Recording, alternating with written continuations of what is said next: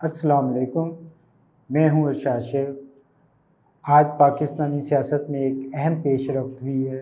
MQM के वफ़द ने जाती उमरा में मियां मोहम्मद नवाज शरीफ से मुलाकात की है। मुझे इसी पर बात करनी है और इसके अगराज़ व मकासद और पाकिस्तानी सियासत पर इसके आने वाले दिनों में पड़ने वाले असरात पर बात करनी है।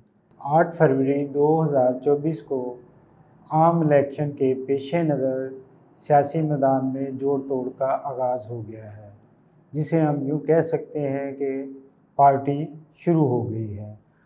इस सिलसिले में आज एक अहम पेशरफ्त हुई। MQM के वफ़द जिसमें खालिद मकबूल सिद्दीकी, मुस्तफ़ा कमाल और डॉक्टर फ़ारूक सत्तार शामिल हैं।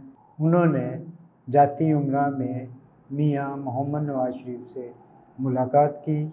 इस मौका पर वहाँ पर नून लीग के सदर मियां शहबाज शरीफ, ख्वाजा साद रफ़ीक, मरीम नवाज़ और परवेज़ रशीद मौजूद थे। इस मुलाकात में 8 फरवरी को होने वाले इलेक्शन के हवाले से बातचीत हुई और बाद अहम अमूर तय पाए हैं। जहाँ पर जोड़ तोड़ का अमल शुरू हुआ है, वहाँ पर सियासत की स्टेज पर पुतली तमाशा करने वालों ने भी अपनी अपनी पुतलियों की डोरियाँ हिलाना शुरू कर दी हैं। MQM के वफ़द की मियां मोहम्मद नवाज शरीफ से मुलाकात के बाद दोनों पार्टियों के रहनुमाओं ने प्रेस कॉन्फ्रेंस में इस बात का अदा किया है कि 8 फरवरी का इलेक्शन दोनों मिलकर लड़ेंगे। इस इलेक्शन से जहां पर MQM को सिंध में पीपल्स पार्टी के मुकाबले में फ़ायदे हासिल होंगे, वहां पर नून लीग भी 2013 वाली पोजीशन में आ जाएगी। दूसरे लफ्ज़ों में हम कहें तो सीधी सीधी बात यह है कि मियां नवाज शरीफ ने सिंध में पीपल्स पार्टी के लिए ख़तरे की घंटी बजा दी है।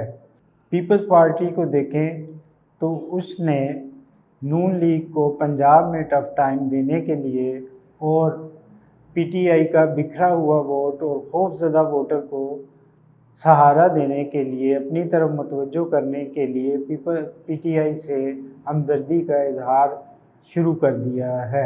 पीपल्स पार्टी के चेयरमैन बिलावल भुट्टो ने ये कहा है कि आइंदा का वज़ीर आज़म लाहौर से नहीं होगा, जबकि नून लीग ये उम्मीद ही नहीं, पूरे इस यकीन के साथ इलेक्शन में आ रही है कि मियां मोहम्मद नवाज शरीफ चौथी मरतबा वज़ीर आज़म बन जाएंगे। अभी सियासत की दुनिया में जोड़ तोड़ का आगाज़ हुआ है। MQM ने भी 8 फरवरी को नून लीग के साथ मिलकर इलेक्शन लड़ने का आदा किया है। इत्तेहाद करने का अभी ऐलान नहीं किया गया। कौन सी पार्टी किसके साथ इत्तेहाद करेगी, ये अभी कहना क़ब्ल अज़ वक्त होगा, क्योंकि पाकिस्तानी सियासत बेयकीनी का शिकार है। इसमें 3 घंटे के अंदर अंदर ही सियासी सूरत हाल बदल जाती है।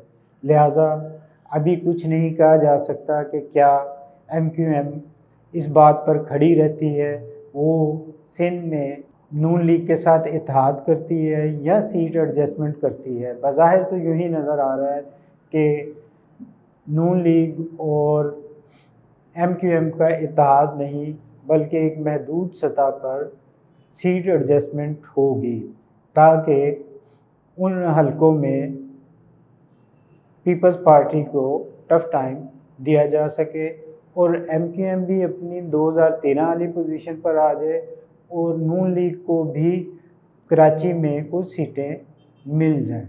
हालात का बागौर जायज़ा लिया जाए तो ये बात समझ में आएगी कि पुतली तमाशा करने वालों ने अपनी डोरियां हिलाना शुरू कर दी है। बाज़ हमारी सियासी जमातें जो प्रेशर ग्रुप की शक्ल रखती हैं, उनके बारे में खुले लफ्ज़ों में ये बात कही जाती है कि उन्हें इस्टेब्लिशमेंट की तरफ से जो इशारा मिलता है वो उसी जानब चल पड़ती हैं।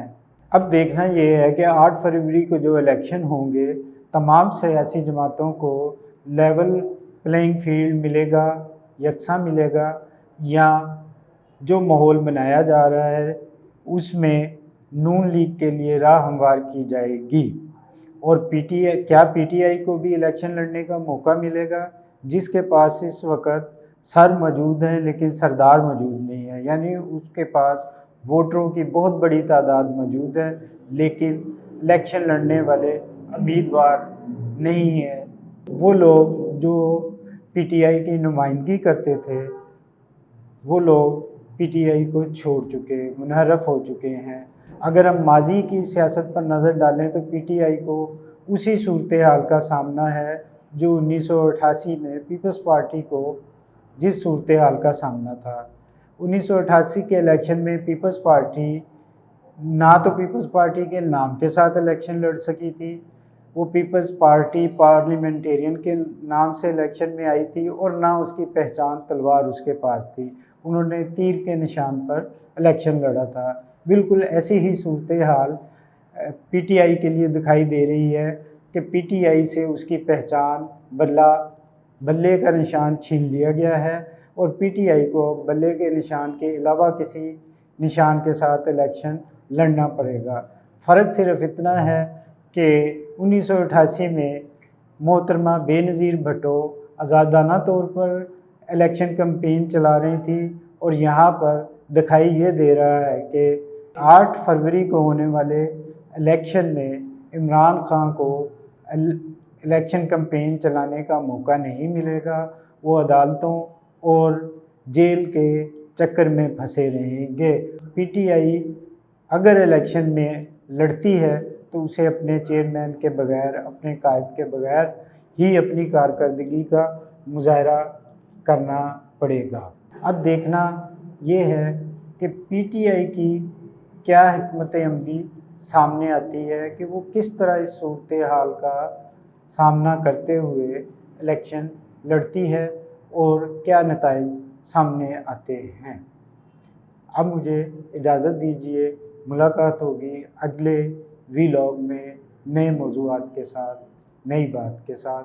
अपना ख्याल रखिएगा, अपने इर्द गिर्द के लोगों का ख्याल रखिएगा।